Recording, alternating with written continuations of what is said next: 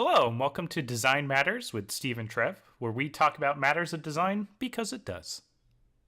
Hey everybody, Steve Martinez here. Just to get this out of the way early, I am an employee of Blizzard Entertainment and have been for about 8 years. And I am joined with a friend of mine. This is Trevor Page. I also work at Blizzard Entertainment. Just putting that out there right at the start. The thoughts and opinions we express over the next hour or so, entirely our own. Yep, that's the truth. We're enthusiasts talking about something we're enthused about. Nothing more than that. Don't need to read anything sinister into it. Yeah, and today we're enthusiastic about God of War, which I'm sure many other people are. I know I've been playing for the past few weeks, and then picked it up, took a little bit of break, picked it up again for a few days in preparation for this cast.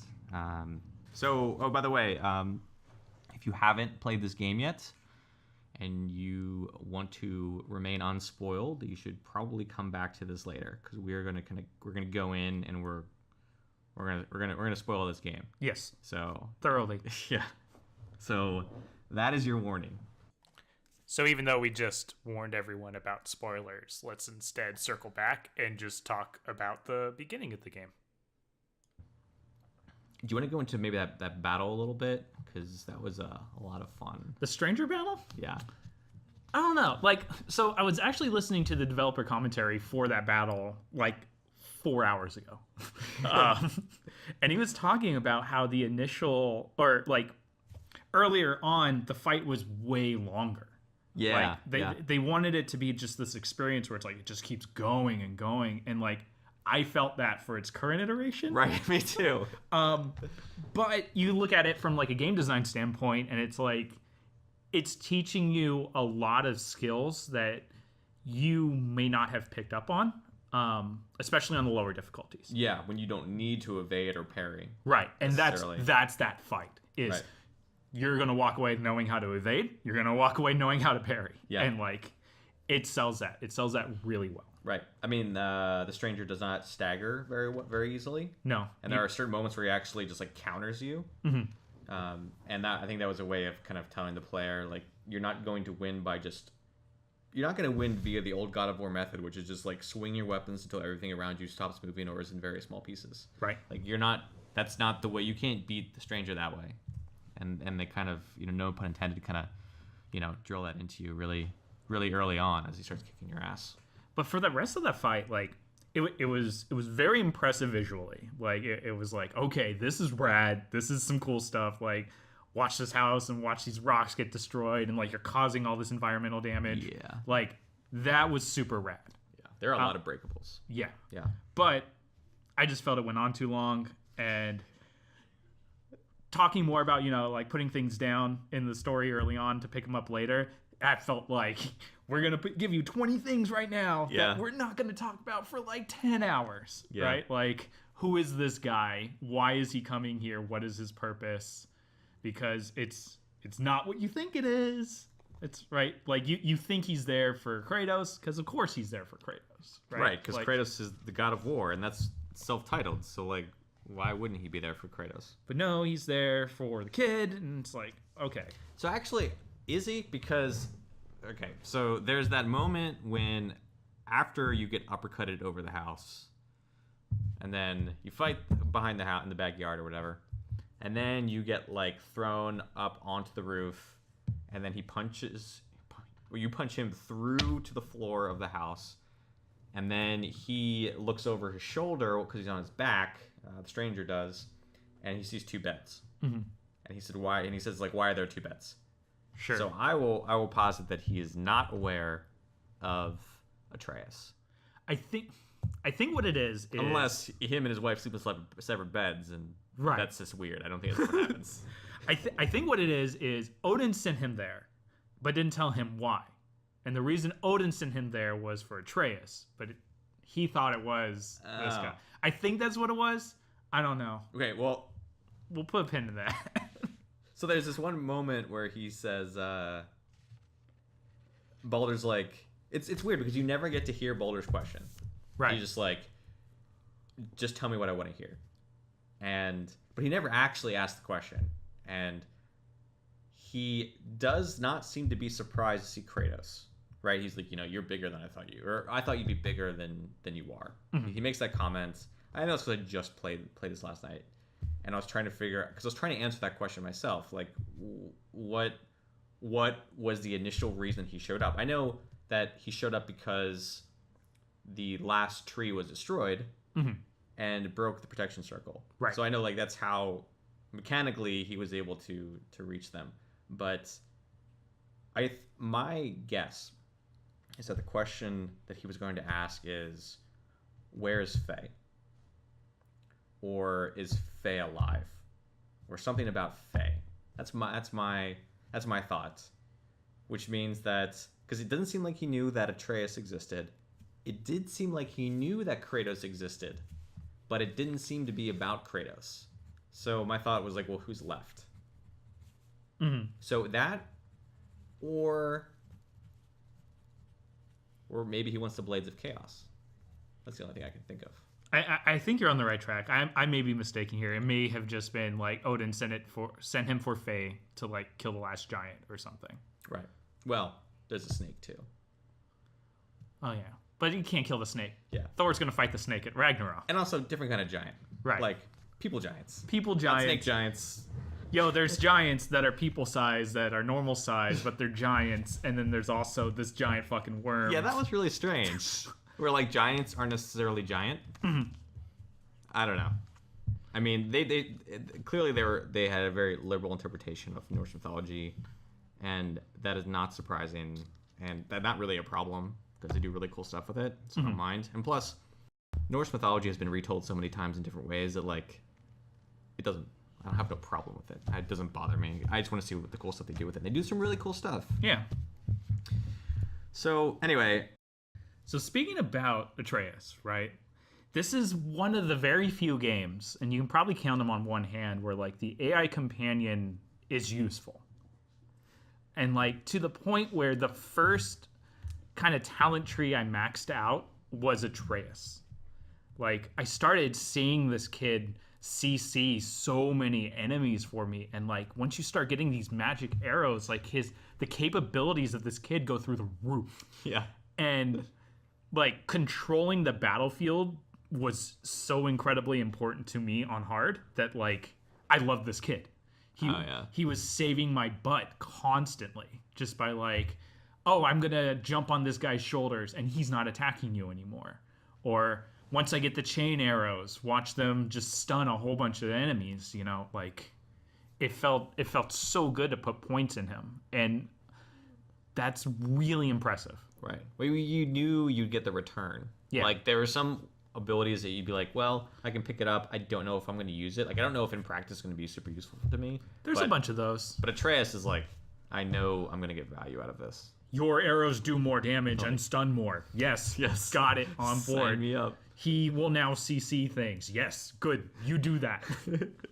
He fires faster, please. Exactly.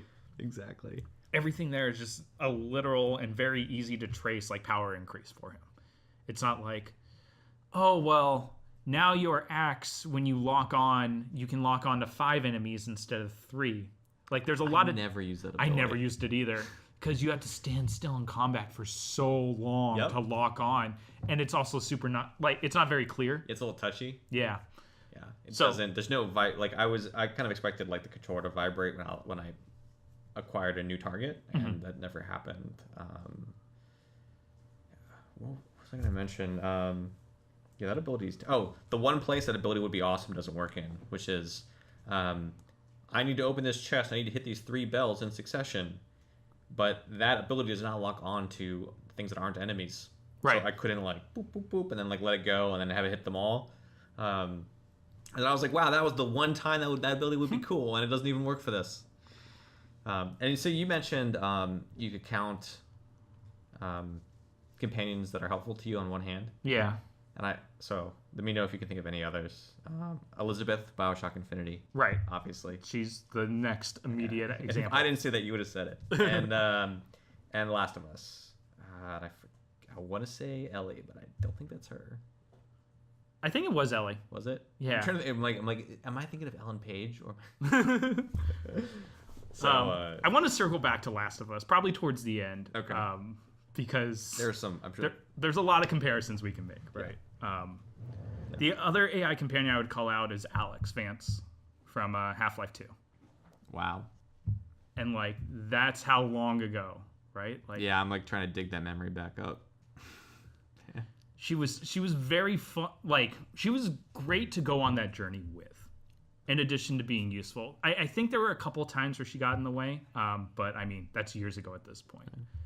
But I mean, technically, Atreus can get attacked, right, and strangled or whatever. But I mean, how many times did that come up for you on your playthrough? Like less than 10, right? 25 hours of play. I'm fine with that. Yeah, exactly. If it was every encounter, I would hate my child.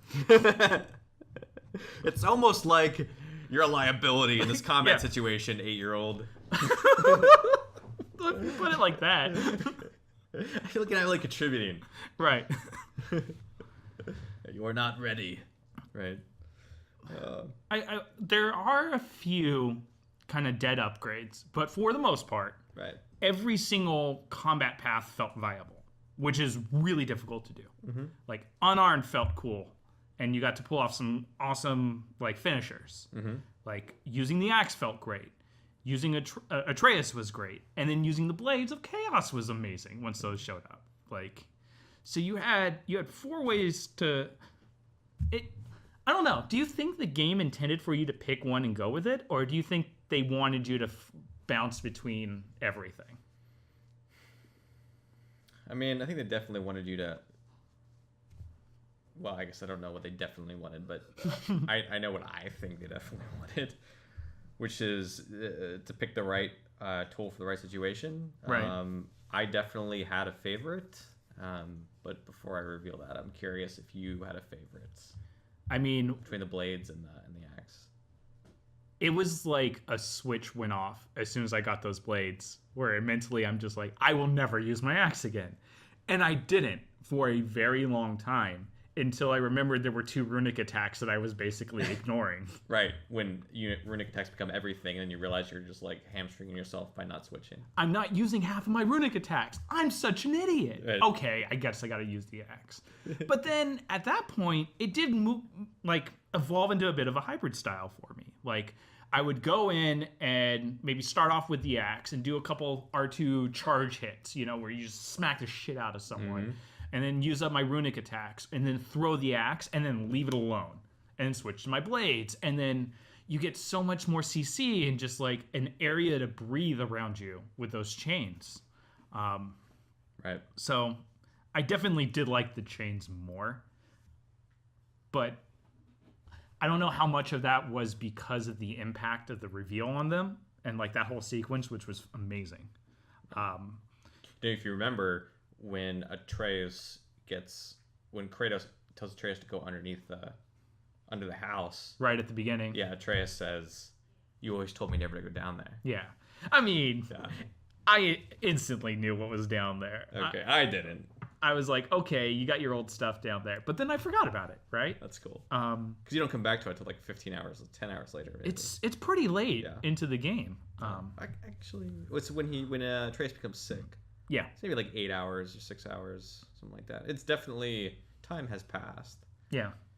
That's okay. So I like the axe way more than the chains. Okay. Maybe part of it was because I didn't have to worry. I had to worry about CC, but I didn't play on hard. I mean, I did for like the first 30 minutes, so I kept, not having a great time. But I played on normal, and I enjoyed the axe because of the impact that it had, not necessarily like in combat, but like the way it felt to use. Mm-hmm. And I felt that the blades were a little sloppier. Yeah. And like that's, I think by design, right? They should be different, or else there'd be no reason to have 2 types of weapons. And definitely the blades had the leg up when it comes to CC. Yeah. I think what made my favorite like low profile ability that I just love to use was when you throw the axe, and then when you don't have the axe, you like L2 to aim, and then like R2 or R1, and you'll like, be in the middle of a move and like hold your hand out, and the axe will like return to you, and then you'll like hit them. Mm-hmm. So you kind of you recall the axe as you're in the middle of the attack. Oh yeah. You do it in the air when Yeah. you're running up. Yeah. It felt so good, like that the R2 one where you're jumping up, and then like you have like two hands and they're empty, and then the axe just comes in, and then it just felt so good that sometimes I would just throw the axe just so I could like have that moment. It slows down a little bit. Yeah. So Did you use a lot of the stance upgrades? And did you think those were very clear? No. Okay. No and no. I upgraded around them and kind of ignored them initially. Okay. Because I didn't feel like I needed more options. And that's really what it came down to, because it didn't really, reading the ability did not say to me that it was stronger, it's just that it was different. Right. So I was like, well, I don't feel like I need another stance. I like the options I have, and I feel like I'm not leaving power on the table by not picking it up. And there were other options to get anyway that would be power upgrades. Great example obviously is Atreus. Mm-hmm. So I didn't bother with those till I had cleared most of the other things out. I think I picked up one of them for maybe it was the shield path or something, but I couldn't figure out how to use it right away. It took me watching like the demo video to figure out. It's like, oh, I literally have to do nothing for a beat, and then I see a shift in his animation, and then I can do it. So once I learned that, I picked up 2 of the axe ones just to experiment with them, and I liked them. I didn't use them a whole lot. Like, they were good for specific situations. Like, if I had 3 guys in front of me, it was very good to like throw my axe and do a little bit of a whirlwind, and it actually felt stronger than just spamming like a light attack or a heavy attack in that situation. So I got them and I used them, but I don't know. I think that could have been implemented a bit better. Yeah, it felt weird that the right answer was not to do anything. Yeah. And I think that maybe part of the reason they did it that way was because they didn't want combat to be like combat was in the previous God of War games. They wanted to be a little more deliberate. And so I think this was one of the ways in which they showed that deliberation or like made space for it. At least that's my guess. But I think when you're in battle, not doing anything just seems wrong. Yeah. Because even if you're not attacking, there are other things you can be doing. Yeah. And so there are ways that combat was slowed down because they gave a lot of other options that were very valuable that weren't necessarily attacking. Mm-hmm. And it just felt like not doing something just felt wrong. Yeah. Like I didn't enjoy it. I'd rather like maybe hold the button down for the first attack or something, as opposed to, even if like the timing was the same. Yeah. But just the not moving part was just weird. I tried to think about that, like how would I like give you these attacks? Because eventually you start running out of buttons. Yep. And that is a thing in this game. Yep. Like every button does something. Even the 2 buttons that throw your axe, they do different things depending on which of them you use to throw the axe. Right. And like the runic attacks require you to hold block down, right, for instance, which is, again, they're just appropriating like them as like as shift modifiers essentially. Yeah, so how many of those shift modifiers or, hold down this button and push this can you do with this combat system? They filled up like all of it. And it even has like, square, square, square, X is an attack, and square, square, X, X is an attack. Like it already has the sequence combos. Right. So where do these fit in? So I don't know. Yeah, I felt like it was a bit crowded towards the end. Yeah. Let's see. And I actually had mentioned, I'd written something down about how that combo changes, grows and grows, and it's like it becomes more complex, but does it really offer more depth? And I kind of felt like that last 10% was just added complexity without necessarily adding depth. Yeah, it definitely hit a point where I felt comfortable with the tools I had. I didn't need any more. Like, I went from a deficit to having too many, right, and then I just picked what I liked to do, and that carried me through the game. Yeah. And, I mean, that's fine. Right. I don't know. I think it's all right. Yeah, I was trying to think of how maybe if you had like an A/B choice where it's like you can pick this ability or this ability, then those choices are really powerful, but I also sometimes really hate them because I always hate like the door left unopened. I'm always like, Sure. well, what if that was really cool? And then like, what would you do? Like, with the opportunity to like switch between them, but then like that's just more complexity. But now that complexity is now in the menu system and not on the battlefield, and like that's generally not a good idea. Also, if you're not displaying damage values, like there probably is a correct choice between A and B, especially in a game like this. Yeah. Like there is going to be one attack that is just better than the other. Right. And unless you've already checked out both of them, you're not going to know going in before you have to make that decision point. And that always feels bad when you make a decision you don't know the consequences of. Yeah. Yeah, that's not good. Let's see. You want to progression? Yeah, I was just about to say that. Like, let's dive into progression a little bit. How it awarded XP is weird. Really, really weird. Like, if I felt absolutely starved for it early on, like to the point where every discoverable and lore object was like, oh my god, thank you. I love this 100 XP. And then I end the game with 480,000 XP and every upgrade purchased and every runic attack fully upgrade. And like, what happened there? Right. Where's the middle ground? I eventually just hit this break point where I'm like, oh, let me save 20,000 XP just in case something happens that I want to unlock. So like when I got my blades, boom, fully unlocked instantly. When I got the first runic attacks for them, level 3, right away, chuck them in. I don't even like it. I don't care. It's level 3. Right. Like, that's what it became. I would get a new runic attack. I would level it up to level 3, wasting like 25,000, 30,000 experience. Use it for one fight, not like it, and unequip it. Never, boom, done. But I had so much XP that it didn't matter. Right. That was the only thing to spend it on was runic attacks and talents. And the talent, like I would run up to the talent gate by easy early mid game, right? Like I've bought everything I can until the game unlocks new things for me to buy. Right. It wasn't a currency or a resource anymore because it was never a factor in decisions that you made. Right. At that point that you're describing. Yeah. Early on, absolutely not. Right. But like, I want to say around the time of like the dragon fight, like right around there was when I really started to notice. I'm just like, give me things to upgrade, because I got his new arrows and I instantly unlocked everything for it. Right. And I'm like, oh, I have a lot of XP. What can I spend this on? And the answer was nothing. The answer was wait. Yeah, that did not feel good. I had a similar situation. I thought it was also kind of strange the way I didn't really understand the way that like player level impacted combat when it's compared to monster level.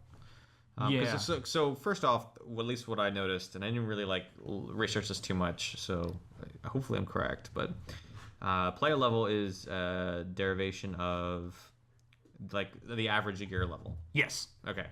I don't know if it was like equipped or not equipped, but whatever. I think it is equipped. It's your gear score, basically. Okay. It's your item level. Yeah.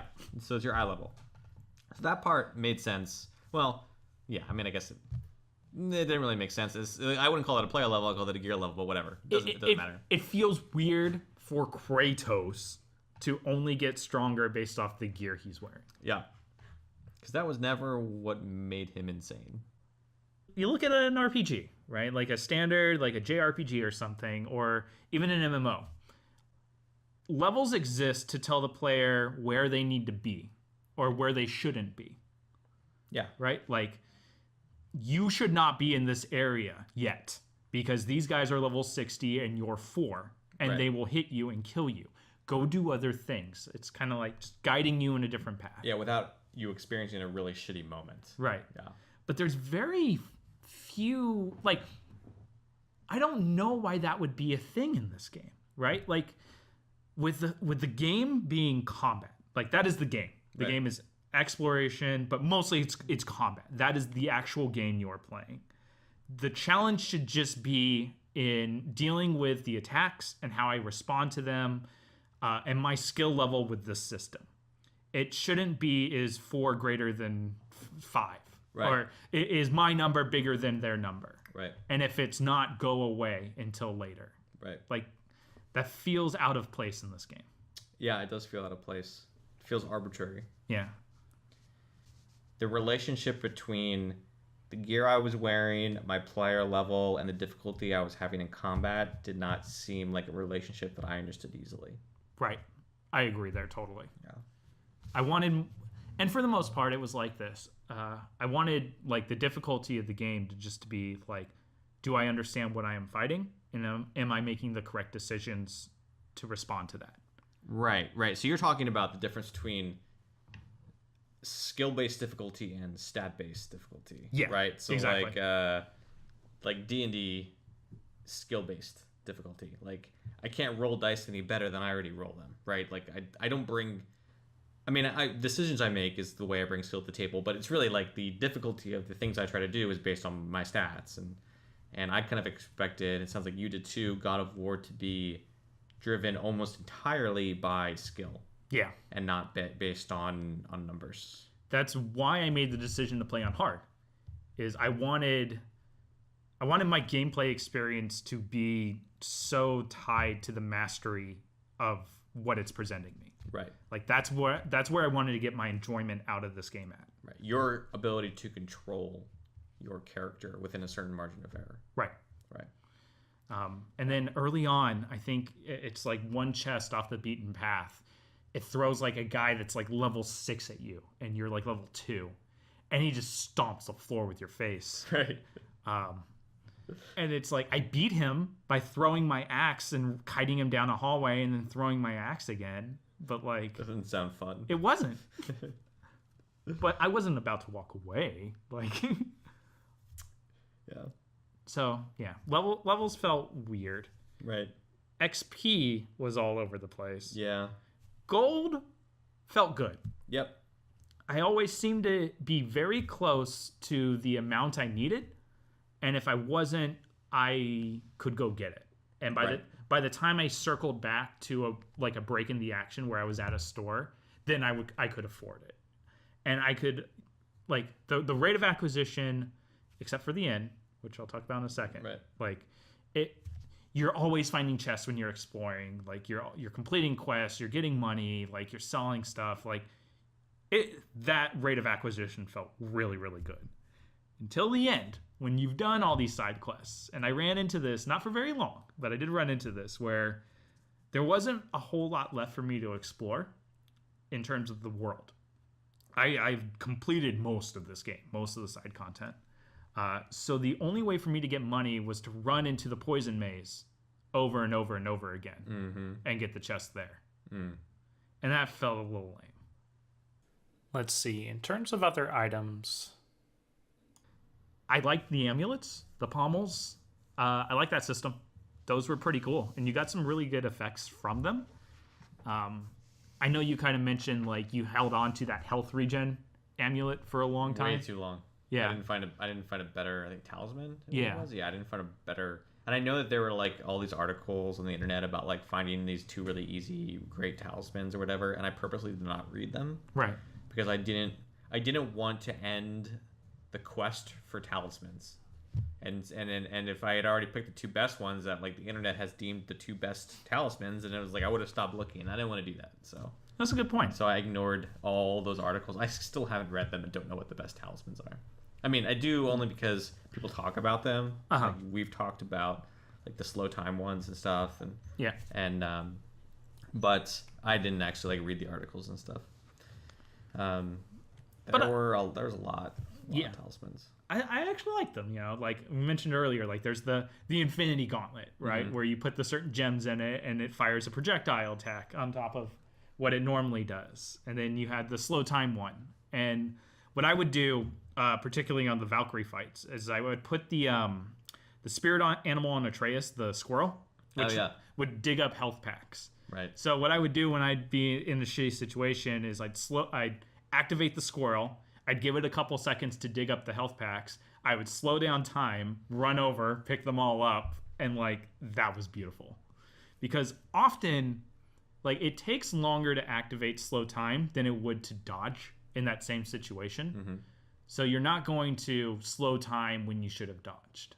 Right. So that's not when that would be valuable. Right. That's what you're saying. So I would use it to either reposition, set up, like break a sequence if I felt like, oh, she's just going to combo me a bunch and I don't like where I am. So I'd do it to reset that, and I'd use it for the health. And it was super valuable for that. I should go back and grab that one. I think I have it. I just never equipped it. You also get a lot of variety with the axe pommel and like the blade pommels, especially some of the end game gear, where it's like there's one that Valkyrie upgrade for the axe, where after you use your R2 heavy attack, like your next attack causes an explosion or something like that. Yeah. And you start getting these really cool effects that kind of steer you into using like certain combo attacks or certain abilities. I would like to see that earlier in the game. I felt they come online really late. Yeah, and then you get a lot of them. Yeah. Early on, they're just stat sticks. That's most of what your gear is. Like, the really cool effects for your armor doesn't come till, like, late game. Yeah, and, like, the enchantments / gems that you socket. I thought it was weird that they made a like an evolution from stat sticks to, like, actually having abilities attached to them. And I guess maybe one of the reasons they do it, one is, like, a power creep thing, like, right? And I think the second reason is complexity. But I could have handled that complexity earlier, like you said. And I also, like, on a related note, the perk activation things, like those proc abilities, I kind of wish I knew what the percentages were. Yeah. Because, like, when it says, like, high, it's just, like, is it high for a perk activation, or is it high? Is it, like, 90%, or is it 20%, which is super high because, you know, very low is, like, 1%? Right. And I kind of wish I knew, because I think it would have really informed the decisions I made. And you also have luck, which directly affects that rate. At But a how rate much? I don't know. Right, exactly. How much? It's like, and is there the diminishing return? Is it a linear like curve, or like does it drop off? And I just kind of wish I knew those things. And I get the, like, it's like how much information you want to provide the player. That's the forever dilemma. Right, like, because then there'll be people like min-maxers that'd be like, why do you know these numbers? And then the people that are just coming in mainly to enjoy the game as it is, who just don't want to be bothered with it. And you can't necessarily make a game for both. So I get it, and in that situation, I don't know if I probably would have erred on the side of less information, just for a cleaner interface, and also just to allow the player to make those determinations by experiencing it, as opposed to relying on reading things and going into numbers to, like, calculate something. Yeah. But it's funny because here I am complaining about it, and I'm like, well, in that situation I did the same thing. But, like, I'm curious. I want to know what those numbers were, just out of curiosity. And at the same time, I could see myself levying a complaint that I'm spending my time in a God of War game looking at numbers. Yeah. Right? And finding the optimal breakpoints for luck. Right. And, like, that would feel shitty. Right. So I guess the lesson you pull out of this is you can never make people happy, and you just shouldn't try. Right. Oh. All right. So that's itemization. So we kind of alluded to it earlier, and, you know, kind of wrapping up the whole discussion. Like, an easy game to compare this to is Last of Us, which, if you would have said 4 years ago that we're going to compare God of War to Last of Us, right? Like, no, everyone think you were insane. Right. I think this is a better game in every possible way than Last of Us. Mainly because it remembers that it has to be a video game. Really? Like, okay. I couldn't stand playing the game that was Last of Us. Like, this stealth cover shooter with bad shooting mechanics. Like, it drove me crazy playing the game. Didn't matter how good the story was. Like mechanically. Okay, yeah. And it also had an incredibly weird disconnect where I'm supposed to be in this world. I'm supposed to take everything very seriously. and this is a dire situation, but my AI companion can run right in front of 5 zombies and they won't notice her. Yes. And I get it. I know why that happened because it's a video game. And if they spotted her, I would be so frustrated. Right. But it just breaks me out of this. So it's like, I'm trying here for your story, but like I'm just reminded I'm in the game over and over. And the game I'm playing isn't fun. And the game I'm playing here in God of War is a lot of fun. Like when I'm killing stuff, I'm having a blast. When you're telling me story, I'm enjoying it. You know, when we have a break in the action and I'm on a boat, I'm going to stop and listen. Right. But that's funny because, the girl in Last of Us, like you said, is invincible. Yeah. Right? Unapproachable. And Atreus is actually not that. He can be attacked. Mm-hmm. And usually when you have an AI companion that can be attacked, that's the crappy AI companion. Yeah. But in this case, it's flipped. And because breaking your immersion is a much bigger problem than, 5 times in a game, him being, the kid being strangled. So, like, it's interesting how it's kind of flipped on its head that way. It sounds like, and I remember listening to, like, some of the interviews with the director of God of War, and they were talking about how much work it was to make the AI companion act the way that he does. Mm-hmm. And I mean, clearly, it helps when you have 5 years to make a game, right? And it helps when you have, I don't know, when did The Last of Us come out? Like 4 or 5 years ago? I don't know, something like that. Anyway, you have all this development. You've learned these lessons. Like the industry's learned these lessons, and they've seen other people do it. Mm-hmm. Sometimes well, sometimes not well. And also, I think I remember is because that's Naughty Dog, right? Yeah. So I think I remember Corey talking about going to visit Naughty Dog and visiting Guerrilla Games, or they did like an information like a swap for Guerrilla Games where like they went over there to, I don't remember where. Yeah, they are, all the Sony studios are doing that, right? Which is cool. Yeah, and so my guess is like maybe Last of Us and kind of helped God of War learn those lessons, right? Having done it that way, and from I think from what I remember, they said that like the AI companion in Last of Us was not working and had to be like reconstructed like 6 months before release. So they struggled and learned a lot of lessons in the process that it seems like God of War was able to leverage, which is great. Yeah, which is how games should be made, right? Yeah. So this is a great game. Yes. What is holding this back from being a phenomenal like game? Like, because I don't hold this in the same light as like, some of my favorite games ever. But I walked away impressed, thoroughly entertained. Like, what holds this back? Yeah, let's pick it apart. Well, the beginning is a difficulty spike. Yeah. Which is not the time to have a difficulty spike. So that was frustrating initially for me, at least.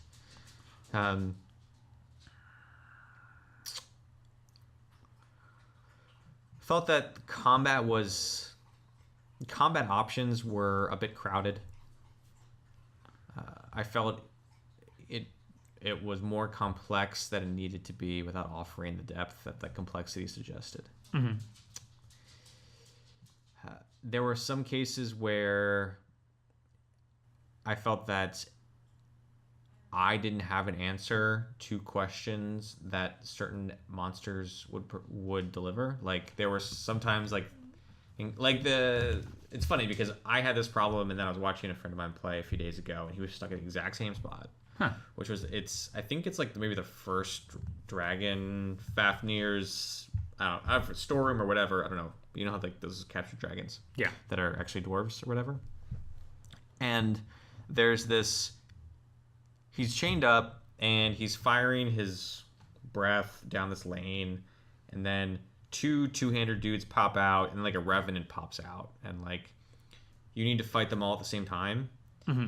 And while the dragon is trying to breathe down your neck, And the two-hander dudes, they like you can't throw anything at them. They block it with they just parry with their two-handers held up.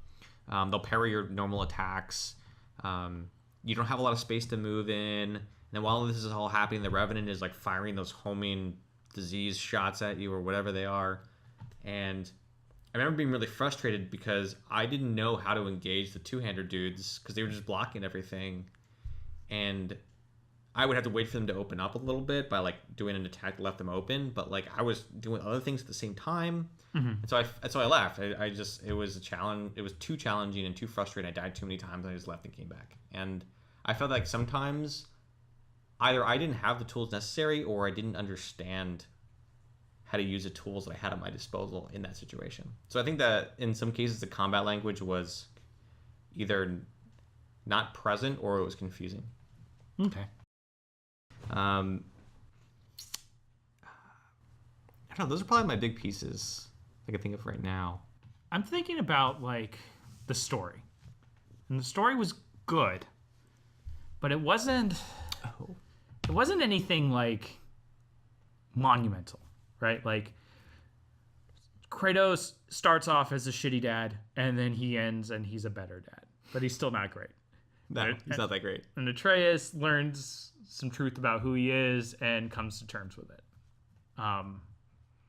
It's a predictable path, and it's enjoyable to watch them go through it. But like, I think about some of my greatest games, like Persona 5, right? Like every single person in my party in Persona 5 like grew and changed as an individual in a way that I was thoroughly invested in and emotionally like paid off. And that you had a hand in. Yes. It has agency. That story has agency. I mean, when you're hanging out with them, like you're the one helping them through these problems and these life goals. And it's great to see like the change that goes on in them. And I mean, Freya is like, I will help you. Oh, you killed my son. Now I'm mad. Right. Yeah, there were some weird like flips in this game that were really sharp flips. Yeah. The dwarfs. I don't like my brother. Okay, I guess we'll work together. Right. 30 hours later, right? Like it's every problem that most of the characters had was a very clear solution that was just don't do that. Right? Like Kratos is a bad dad. Well, don't be a bad dad. Yeah. Have you tried not being a bad dad? What? Yeah. I'm mad at my brother. Hey, maybe go make up.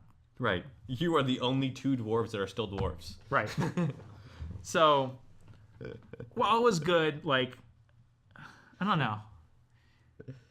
Yeah. Because, like, Zelda didn't have a great story, like, at all. Breath of the Wild, like, that was a game that was carried entirely by the world and mechanics. Right. And they even tell you how it's going to end when it starts. Yeah. They're like, these 4 dudes, and then whatever. Kill them again. You're going to kill Ganon. Or just kill them immediately, whatever. Yeah, you're going to kill Ganon. The end. Yeah. Spoilers. Like, I knew that before I installed my game, right? Yeah, that's true. Because Zelda.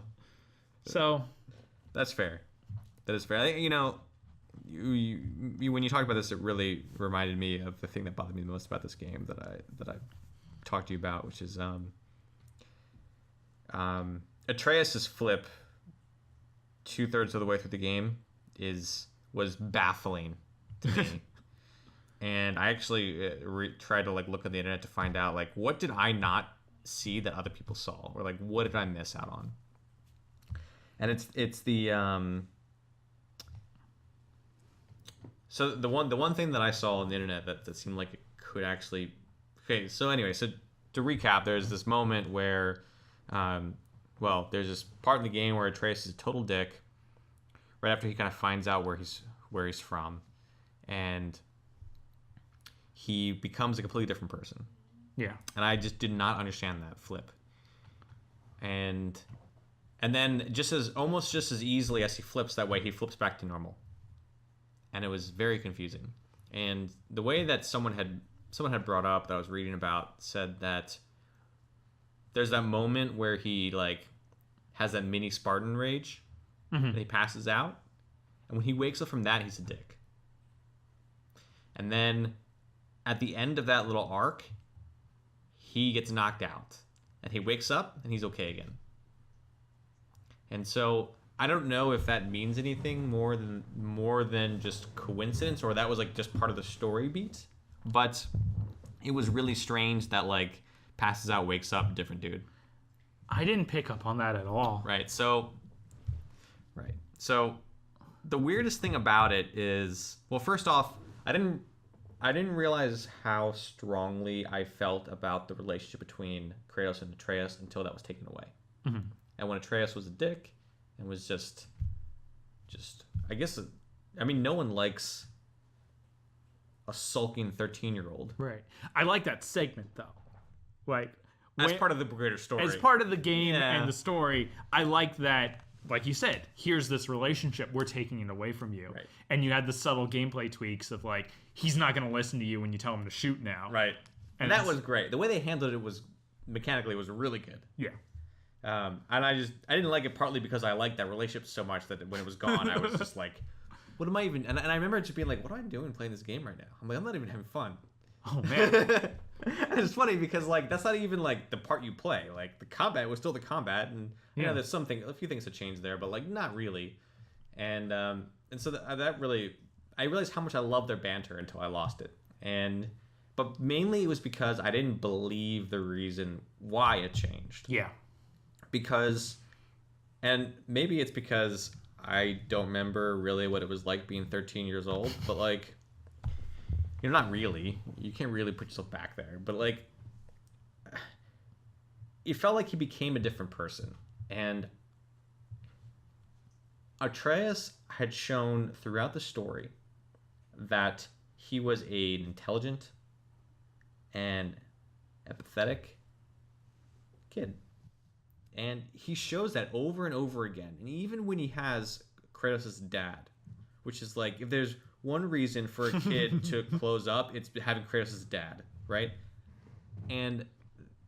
But he wasn't. If anything, he railed against that so much that he almost became like everything his dad couldn't be. Yeah. Or everything his dad wasn't. Yeah. He had this like empathy inside of him. Almost like to honor his mom is how I was reading it.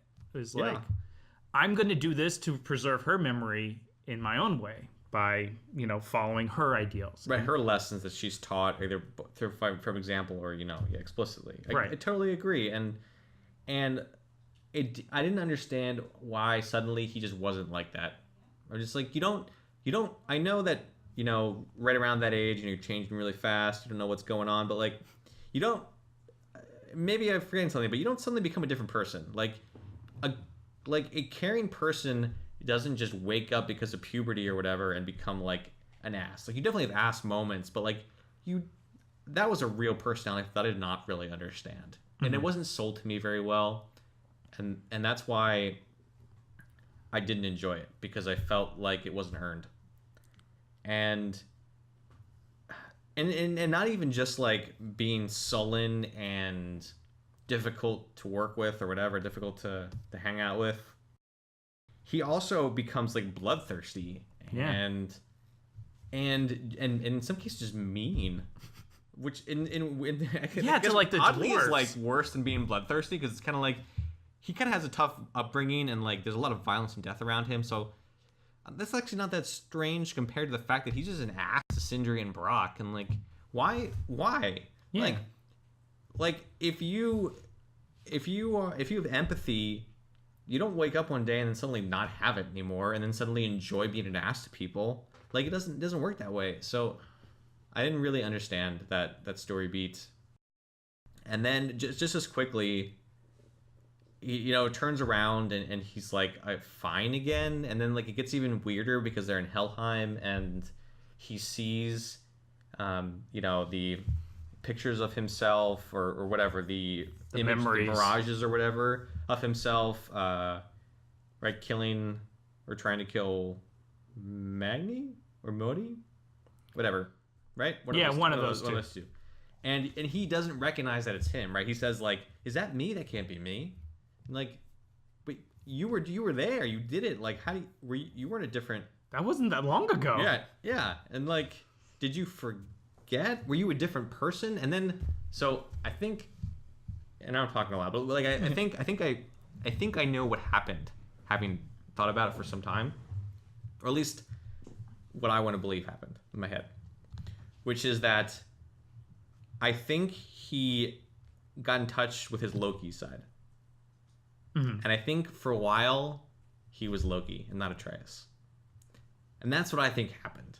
Okay. Is that he, just as much as he is, one side is like this, is caring, sweet boy, sweet son, he is also the god of mischief. And... God of mischief or God of being an asshole, right? Well, he's like God of mischief plus Kratos. Right. Okay. See, what I think happened, because I was thinking about this after our last conversation about this, was this is going to sound incredibly cynical, but what I think happened with him was level 4 ended, level 5 started, and then when level 5 was over, he went back to being how he was. Can you explain that a little bit? Like, the whole section when you're revisiting the mountain, climbing back up, was a level in a video game. And the modifier we are presenting you during this level is your son is an asshole. So it's the affix. Yeah. This is the dungeon affix that you're facing right now. And as soon as you go to Helheim at the end of that level and a new level starts, that mechanic is removed. Wow, that is cynical. That is super cynical. But like the darkest timeline. But like it traps you in the mountain when you're climbing up of it. Yeah. Like because I remember there was like a Valkyrie in there, and I'm like, I'm not gonna fight a Valkyrie when my son's being an asshole like this. Like, but I couldn't teleport out. Like it was railroading me through this mountain, and I get it. Like, you don't want to have this gameplay spread. Yes, exactly. And no, but don't worry, the players don't want it either. But it was such a clear, like, level break and how it tied into his emotions that I see what you're going with, like, it was just really hard to justify that shift. And that's a funny way to put it. Oh, man. Now,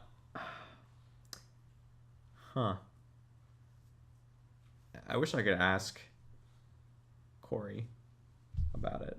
I really, because like if I had him play, but if someone had described this to me, I would have been like, I think they're just trying to portray teen angst. But like that's not how it played out when I played the game. Right. Like that is how, like, when I describe it, that's what I think. But like a little bit, or like, but having played it, I know that's not how it felt. Mm-hmm. It didn't feel like angst. No, it felt like a different person for this arbitrary stretch of time. For the level. For a level, yeah. It's so dark.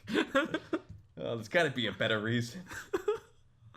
Let's change up the gameplay for... Yeah, well, what if son's a dick? I guess everyone just gets to have, like, one thing in the game that they did, and it's like, they asked Steve, he's like, sure. I think Atreus should be a dick. I hope it's not that. Like, but the best games will marry a story with the gameplay elements. That's true. Like, one of the biggest things that stand out to me about Metal Gear 5, like, you're ways into the game, and you have all these troops, and you're like, man, this is getting frustrating to manage all these troops. And then the game shows up and is like, yo, we're going to kill, like, all your troops. Thanks. And I'm like, thank you. Kinda. Also, how do I save all these people? But, like, that's what I hope happened here, right? But I don't know. It's just such a clean break that it's hard to not think about that for me. Right. It's true. It is definitely has a start and end point that is very, very, very obvious. Yeah. And I didn't really feel too much for Boulder. I kind of did. Like, I understand his situation is totally unfair to him. But I guess is the whole reason for Boulder. So I know that they kind of talk about how it's like, oh, well, Freya cast on him because it's her son and she wants him to be safe. But it's also right because the death of Boulder signifies the beginning of Ragnarok, right? Does it? I thought so. Where did I learn this? That sounds right. It does sound right. We should probably go with it. I thought that's what happened, and so that I thought that was like one of the other reasons why they were trying to protect him, which then leads you to believe that, like, I wonder if it was Freya's idea to do that, or if Odin whispered in his ear a little bit. It seemed like it came entirely from her, and like at the end, that grief None of it was about Ragnarok. That's it was true. all about her son. Right. But it could have maybe been. I don't like being wrong, so let's say it was. That ending, I think it was the reason it was hard for me to buy into the whole Freya, who would rather die, was probably because I don't have kids and I'm not a mother. Yeah. Because my thought while playing that segment was, what kind of life are you leaving your son? Like, if you're gonna let him kill you, like, what kind of child is that? Like, yeah. Like, even before that happened, he was not a great guy. Well, we're getting dark. And then he becomes like, a mom killer. And then it's like, is this the kind of son that you want walking around? Like, I don't know. It was kind of like, they were screwed either way.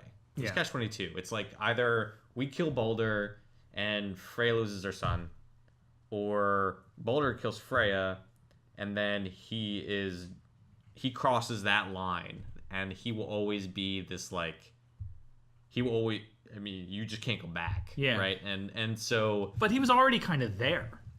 Right? Like, he was already too late. Yeah. He's already this crazy guy who runs around punching you. Like... So basically you're arguing for the fact that he should have killed Freya. Because it was already too late. No, like... again, this is the cynic in my brain, but, like... Her transition to just pure anger is like, oh, we gotta have a bad guy for God of War 2. Yeah, that didn't feel right. But because, like, I get it that you killed her son, but, like, it wasn't really that simple. Right. And she seems intelligent enough to realize that. Right. But is her feelings just that much more overwhelming right. because she's a god and time means a different thing? Yeah, that was weird because, like, she is intelligent and she's thoughtful and she has empathy.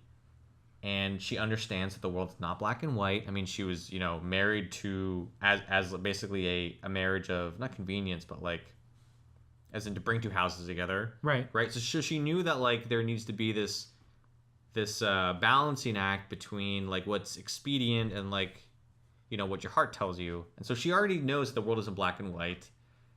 And so she knows that situation was not really about, like, do I save her son or not? Right. To Kratos and Atreus. And to her. She knows that there's this whole other element that's like, we can't just let this person just murder someone in front of us. And a good, I don't want to say human, but what an entity would not allow that to happen. And should not necessarily be penalized for doing the right thing. Yeah. In this case, which was saving Freya.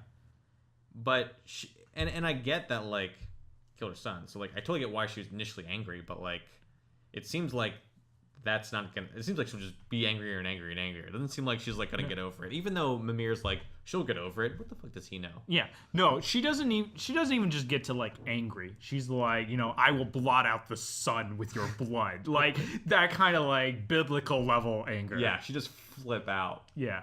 She's bad guy for next game. That is what that's for. Which it paints her as too one-dimensional, and she is both smarter and more nuanced than that. Yeah. So maybe whatever comes next, like, they'll play into it. The story, I think, overall in God of War was nuanced enough that I think that if they were to continue with that level, that Freya's character, I think, will not necessarily be just a one-sided just anger machine. No, she could have a redemption arc. I sure hope so, because I was actually personally just sad. Yeah. Because I thought Freya was really cool. Me too. And then when it happened, I'm like, man, are we not friends anymore? Like, and they're like, clearly we killed your son, and she's super angry. But, like, I really like the back and forth that she had with Atreus. Yeah. And because whatever, but in a weird way, you're just like, because you feel like you're Kratos, so, like, Atreus is your son, and it's like, yeah, well, I kind of got divorced / wife got killed, and, like, you're a good mother figure, and, like, you're nice to my boy, and, like, I just want you to be around and be a good example to him, and then like that gets broken, and then you're just like, well, like, I don't know, it was sad. Yeah. I wanted that relationship to continue, and when it didn't, I was sad about it. Sure. Yeah. Oh well, what are you gonna do? All in all, though, I enjoyed it a lot. Yes. Yes. I was very happy with my time with it, and I was amazed and consistently impressed. Yeah. If I had to sum up this game in 2 words. Yeah. Yeah. And impressed, I think, in ways that at least I wouldn't have expected to be impressed in. Like, impressed in story ways. Yeah. And as a God of War, story. Like, the coolest thing in the previous God of War games is when you chop off Hermes' legs and then put his boots on. You know, when you chase him down and, like, you're just, like, you basically chase him till he runs out of speed. And you just keep on hitting him in the legs. And then, like, eventually he's just limping around. You're just kind of, like, walking after him as he's bleeding everywhere. And, like, you pick him up by the legs and you chop his leg. You, like, saw his legs off and he's, like, screaming. And then you, like, take his shoes off. And then you put him on. And then now it was all that for the ability to, like, have a new kind of jump. Right. To get, like, Hermes' boots. And, like, that is, like, the thing I remember from previous God of War games. And, like, this one, the things I remember would be entirely different. It's the relationship between Atreus and Kratos, relationship between Freya and Atreus and Mimir, and then his stories he tells. Like, the things that I remember from this game are totally different than previous God of War. So yeah, I really enjoyed it. Yeah, there's we wait 5 more years and then we get the next God of War. Right. I mean, I'm on board now. Yes. Like, you give me a sequel to this game, I'm not going to wait for reviews. Like, you've already convinced me. I'm on board. Yeah. Well, I think that about wraps this up. Yeah. So if any of you all have any feedback for us, drop us a line. Let us know. More than happy to take your suggestions into account. But thank you for joining us.